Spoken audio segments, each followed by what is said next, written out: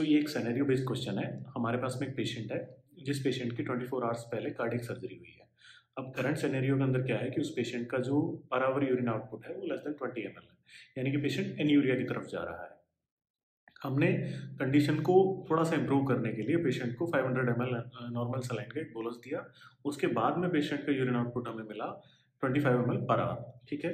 इसके साथ साथ जब हमने बायोकेमिस्ट्री इन्वेस्टिगेशन कराई तो पेशेंट का जो ब्लड यूरिया नाइट्रोजन है उसका लेवल जो है वो 60 mg पर डीएल निकला। इसके साथ साथ जो पेशेंट का सीरम क्रिएटिनिन का लेवल है वो 3.5 mg पर डीएल निकला। अब हमको ये आइडेंटिफाई करना है कि पेशेंट किस चीज़ के रिस्क पर है। सबसे पहले जब हम क्वेश्चन को देखेंगे तो यहाँ पर क्या है कि दो चीज़ें हैं। पेशेंट का बीपी कम हो रहा है, ये हमको कैसे पता लगा है, यूरिन आउटपुट कम होने से। ठीक है।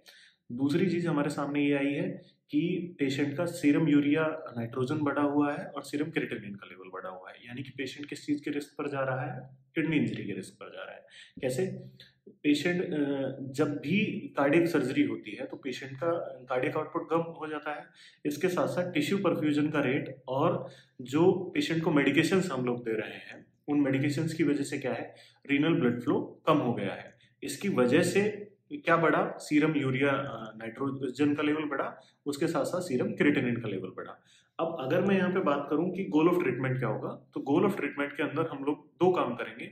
सबसे पहली चीज कुछ इस तरीके की मेडिसिन देंगे जिसकी वजह से रीनल ब्लड फ्लो बढ़ जाए। उसके साथ साथ क्या करेंगे कि हमें पता है कि सीरम क्रिएटिनिन और ब्लड यूरिया नाइट्रोजन का रीनल क्लियरेंस नहीं है, तो उसे क्लियर करने के लिए हम लोग पेरिटोनियल डायलिसिस या फिर हीमोडायलिसिस भी कर सकते हैं।